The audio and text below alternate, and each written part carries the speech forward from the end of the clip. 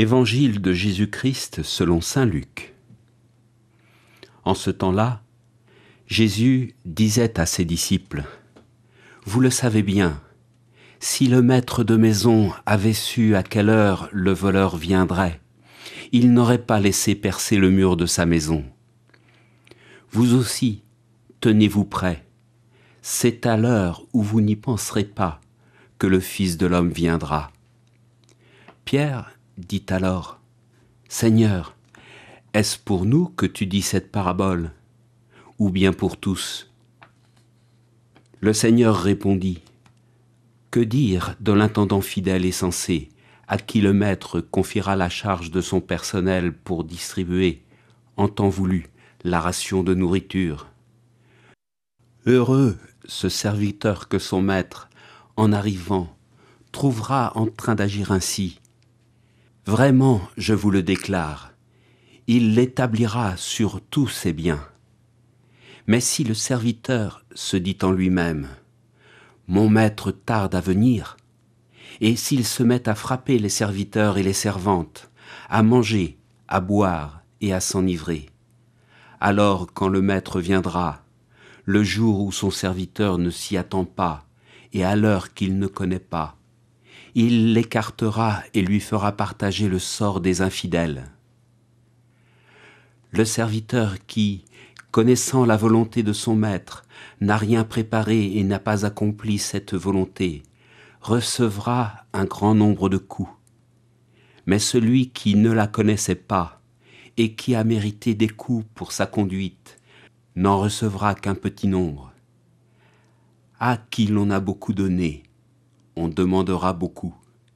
À qui l'on a beaucoup confié, on réclamera davantage.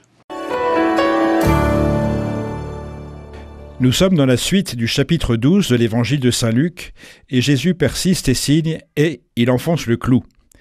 Jésus va plus loin dans son exhortation au service parce qu'il s'adresse non plus à tous les disciples, mais en particulier à ceux qui sont responsables de leurs frères, comme des intendants. Il s'agissait hier simplement d'être éveillé et de rester en tenue de service pour être prêt à ouvrir la porte au maître lorsqu'il viendrait. Mais il ne suffit plus aujourd'hui d'être dans une attitude de veille active en attendant que le maître serviteur vienne partager le repas et nous servir. Il s'agit d'être déjà dans l'action et la responsabilité comme l'intendant fidèle et sensé. Qu'est-ce que ça veut dire ? Être intendant, c'est une grande responsabilité. Le maître lui a confié les clés du domaine et une responsabilité sur tous ceux qui y travaillent.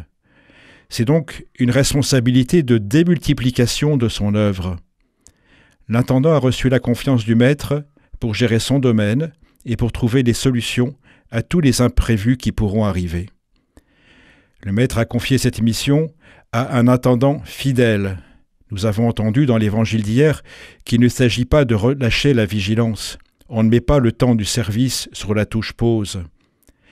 Le maître a confié cette mission aussi à un intendant sensé. Il ne s'agit pas uniquement d'occuper le titre d'une fonction, mais de l'incarner, de la vivre. La responsabilité de l'intendant ne relève pas des mondanités que fustige le pape François. Il s'agit de s'atteler à la tâche au jour le jour et même la nuit. Le pape François actualise cette parabole en s'adressant aux jeunes des JMJ. C'est ce qu'il appelle dans son vocabulaire imagé « troquer le canapé pour une paire de chaussures ». Je cite « Chers jeunes, nous ne sommes pas venus au monde pour végéter, pour vivre dans la facilité, pour faire de la vie un canapé qui nous endorme. Au contraire, nous sommes venus pour autre chose, pour laisser une empreinte. » Et il continue « Pour suivre Jésus, il faut avoir une dose de courage. Il faut se décider à changer le canapé contre une paire de chaussures qui t'aidera à marcher, sur des routes qui peuvent ouvrir de nouveaux horizons, capables de propager la joie. Cette joie qui naît de l'amour de Dieu, la joie que laisse dans ton cœur chaque geste, chaque attitude de miséricorde. » Fin de citation. Le fruit du service rendu, c'est la joie.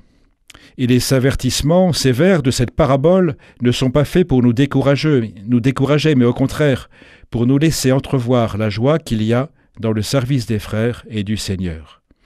Alors, en ce mercredi, soyons dans la joie d'avoir été jugés dignes d'être les intendants du Seigneur. Amen.